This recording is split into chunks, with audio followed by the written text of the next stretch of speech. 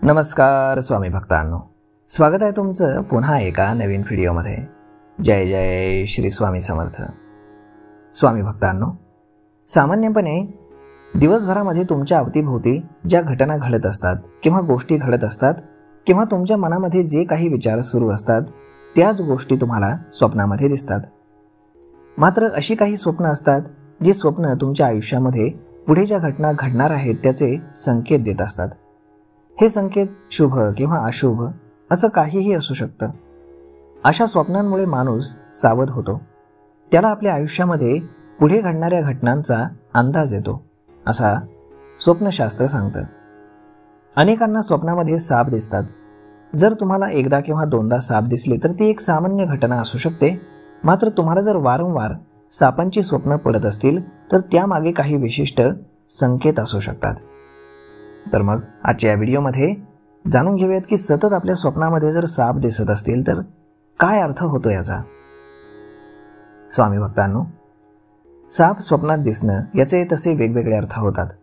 काही सापांची स्वप्न ही शुभ असतात तर काही स्वप्न ही अशुभ संकेत देतात।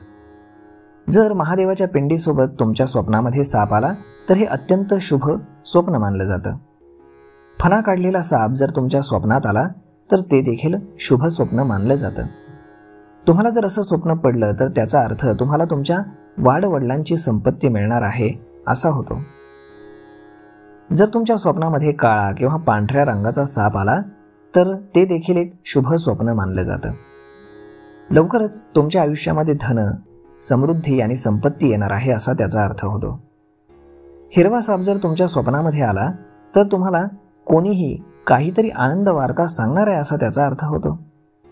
जर तुम्हाला तुमच्या स्वप्नामध्ये पिवळ्या रंगाचा साप दिसला तर तुम्हाला तुमच्या करिअरमध्ये लवकरच प्रगतीचे योग आहेत असा त्याचा अर्थ होतो। परंतु अशा पद्धतीचे साप तुम्हाला सतत स्वप्नात दिसायला हवेत, तरच याचा अर्थ असा होऊ शकतो। तर मग स्वामी भक्तांनो, अशा पद्धतीनं जर तुमच्या स्वप्नामध्ये वारंवार साप दिसत असतील तर याचा काय अर्थ होतो हेच आजच्या व्हिडिओमध्ये आपण जाणून घेतले। तर मग हा व्हिडिओ, ही माहिती तुम्हाला कशी वाटली हे तुम्ही आम्हाला कमेंट करून नक्कीच सांगा।